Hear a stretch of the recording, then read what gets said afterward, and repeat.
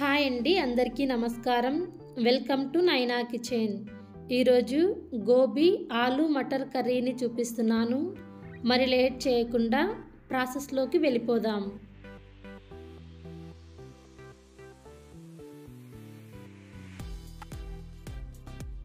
ముందుగా medium size కాలీఫ్లవర్ని wash చేసుకుని చిన్నగా కట్ చేసుకుని తీసుకోవాలి.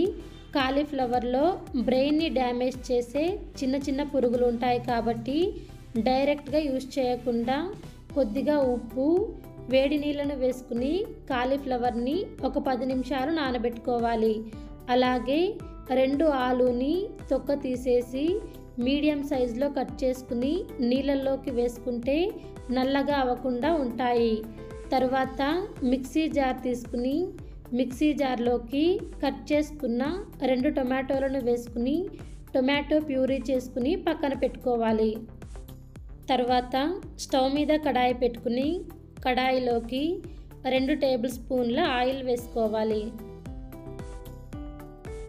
ఆయిల్ వేడైన తర్వాత 1/2 స్పూన్ ఆవాలు వేసుకుని ఆవాలు చిటపట్లాడిన తర్వాత 1/2 స్పూన్ జీలకర్ర, కట్ చేసుకున్న ఒక మీడియం సైజ్ ఉల్లిపాయ, కొద్దిగా కరివేపాకు వేసుకుని ఒకసారి మొత్తం బాగా కలుపుకుని ఉల్లిపాయని మగ్గేదాకా ఫ్రై చేసుకోవాలి.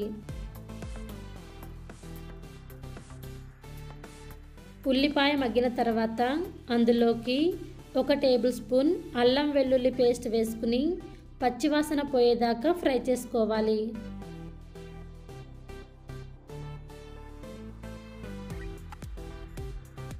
అల్లం వెల్లుల్లి పేస్ట్లోని పచ్చివాసన పోయిన తర్వాత అందులోకి 1 టేబుల్ స్పూన్ లేదా మీ కారానికి సరిపడా కారం పొడి, 1 టేబుల్ స్పూన్ ధనియాల పొడి, 1/2 table spoon garam masala, 1/2 table spoon పసుపు పొడి, రుచికి సరిపడా ఉప్పు వేసుకుని మసాలాలు మాడిపోకుండా ఫ్లేమ్ని మీడియం ఫ్లేమ్కి అడ్జస్ట్ చేసుకుని ఒకసారి మొత్తం బాగా కలుపుకోవాలి.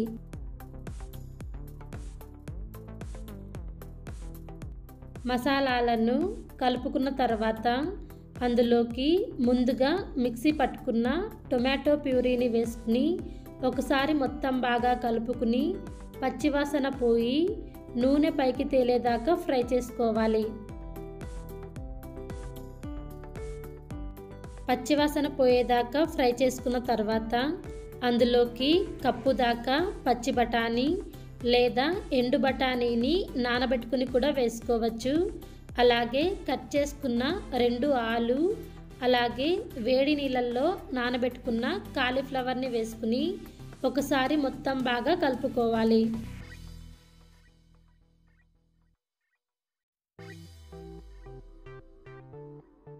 మొత్తం బాగా కలుపుకున్న తర్వాత అందులోకి 1.5 గ్లాస్ దాకా నీళ్లు వేస్తున్నాను.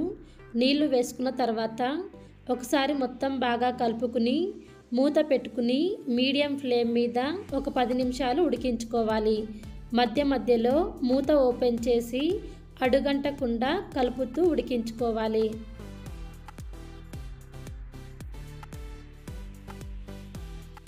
ఒక 10 నిమిషాలు ఉడికించుకున్న తర్వాత చూడండి, ఆలు అలాగే కాలీఫ్లవర్ బాగా ఉడికి నూనె కూడా పైకి తేలింది కదా. ఇప్పుడు సన్నగా కట్ చేసుకున్న కొత్తిమీర వేసుకుని స్టవ్ ఆఫ్ చేసుకోవాలి. ఈ కర్రీని చపాతీలోకి కానీ రొట్టెలోకి కానీ అన్నంతో కానీ తింటే చాలా బాగుంటుంది. వీలైతే మీరు కూడా ఈ విధంగా ట్రై చేసి మీ ఫీడ్బ్యాక్ని కమెంట్స్లో తెలపండి. ఈ రెసిపీ నచ్చినట్లయితే ఒక లైక్ ఇవ్వండి, షేర్ చేయండి. మరిన్ని రెసిపీస్ కోసం నైనా కిచెన్ ఛానల్ని సబ్స్క్రైబ్ చేయండి. థ్యాంక్ యూ ఫర్ వాచింగ్ నైనా కిచెన్.